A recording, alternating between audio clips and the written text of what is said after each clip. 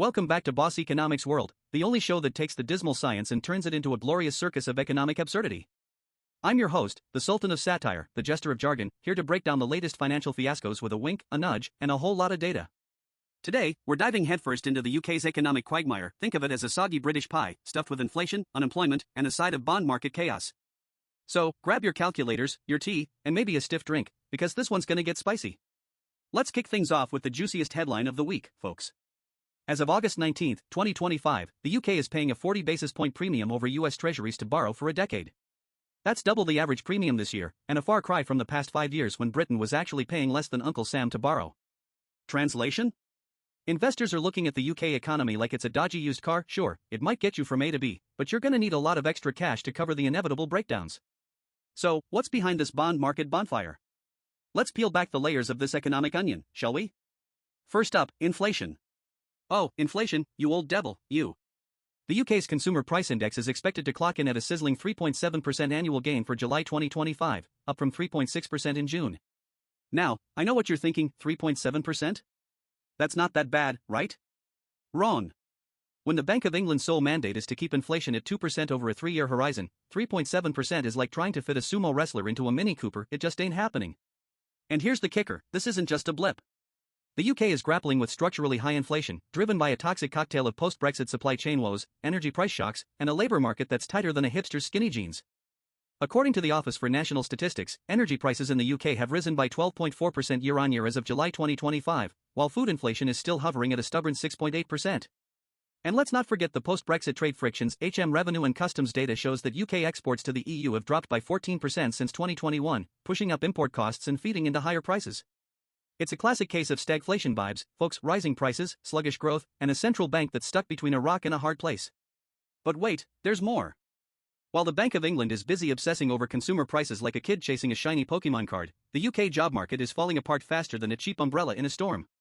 Since Chancellor Rachel Reeves dropped her October 2024 budget, the UK has seen a net loss of 165,000 jobs. That's right, folks, 165,000 people who are now binge-watching Netflix instead of bringing home the bacon. And with unemployment ticking up to 4.9% in Q2 2025, according to the latest ONS figures, it's clear that the labor market is screaming for help. But does the BOE care? Nope. Their mandate is as narrow as a tightrope walker's balance beam: 2% inflation, or bust. Take the hospitality sector, for instance.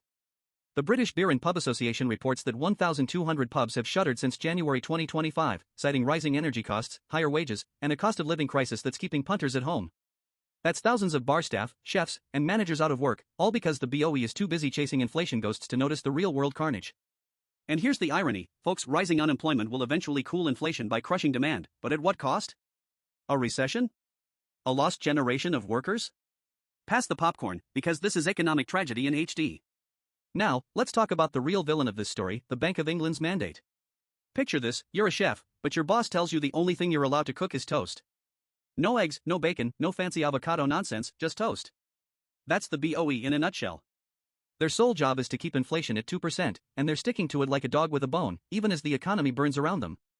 But here's the million-pound question, folks, is this one-trick pony approach still fit for purpose in 2025, when the world is grappling with post-pandemic recovery, geopolitical chaos, and climate-driven supply shocks? Spoiler alert, it's not. A recent study by the Institute for Fiscal Studies found that the UK's productivity growth has flatlined at 0.4% annually since 2020, compared to a pre-financial crisis average of 2.2%. Meanwhile, the Resolution Foundation reports that real wages in the UK are still 3% below their 2008 peak, adjusted for inflation. So, while the BOE is busy tightening the screws to fight inflation, the real economy is crying out for investment, jobs, and growth. It's like trying to fix a broken leg with a band-aid. Sure, it might stop the bleeding, but you're still not walking anywhere fast. Now, let's hop across the pond to the good old US of A, where the Federal Reserve is living its best life with a dual mandate. That's right, folks, unlike the BOE, the Fed gets to juggle two balls at once, keeping inflation stable at around 2% and achieving maximum sustainable employment. It's like being allowed to cook toast and eggs. Suddenly, you've got a proper breakfast. And this week, all eyes are on Fed Chair Jerome Powell as he struts his stuff at the Jackson Hole Symposium in Wyoming. Will he hint at a rate cut on September 17th? Will he prioritize jobs over inflation? Oh, the drama. Here's why the Fed's dual mandate matters. In July 2025, U.S. inflation cooled to 2.9%, according to the Bureau of Labor Statistics, while unemployment ticked up to 4.3%. Powell's got a tough choice. Does he keep rates high to squash inflation, or does he cut rates to boost jobs? Contrast that with the BOE, which doesn't even get to think about jobs. It's like comparing a Swiss Army knife to a rusty spoon. One's a versatile tool, the other's just gonna leave you frustrated and covered in soup. A 2024 study by the International Monetary Fund found that central banks with dual mandates, like the Fed, tend to achieve better long-term economic stability, with lower unemployment volatility and more sustainable growth. Meanwhile, single-mandate banks like the BOE are more likely to overreact to inflation shocks, leading to boom-bust cycles. So, why is the UK still clinging to a monetary policy framework that's as outdated as a flip phone? So, what's the fix, you ask? Well, buckle up, because it's time for some radical action. The Labour government, led by Chancellor Rachel Reeves, has a golden opportunity to drag the BOE kicking and screaming into the 21st century. How? By giving it a shiny new dual mandate, just like the Fed's. Imagine it, folks, interest rates that don't just chase inflation, but also care about jobs, growth, and those hardworking families Labour loves to bang on about. It's a win-win. Reeves gets to look like a hero, the BOE gets a purpose beyond being an inflation-obsessed robot, and the bond markets? Well, they might just chill out if they see a central bank that's actually in touch with reality. Look at Australia, folks. The Reserve Bank of Australia has a dual mandate of price stability and full employment, and guess what? Their unemployment rate is a tidy 4.1% as of July 2025, with inflation at 3.5%, not perfect, but a darn sight better than the UK's mess. And here's the kicker, the RBA's bond yields are only 10 basis points above US Treasuries, compared to the UK's 40. Coincidence? I think not. A 2025 report by the Centre for Economic Policy Research found that expanding central bank mandates to include employment goals can reduce unemployment by up to 1.5 percentage points over a 5-year horizon, without significantly destabilizing inflation. And let's not forget, the BOE's independence was granted by a Labour government in 1997. Surely, Labour can tweak it without causing a bond market meltdown. After all, if the Fed can do it, why can't we? So, there you have it, folks, the UK economy is a hot mess, the BOE is stuck in the 1990s, and investors are demanding a king's ransom to lend us their cash.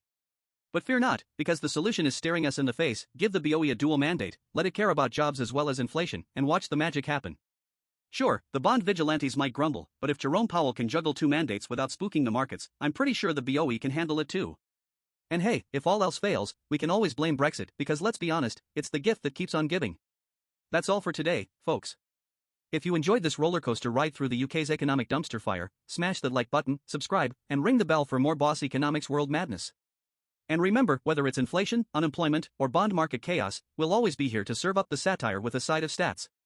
Until next time, keep your wallets tight and your economic skepticism tighter. Cheerio.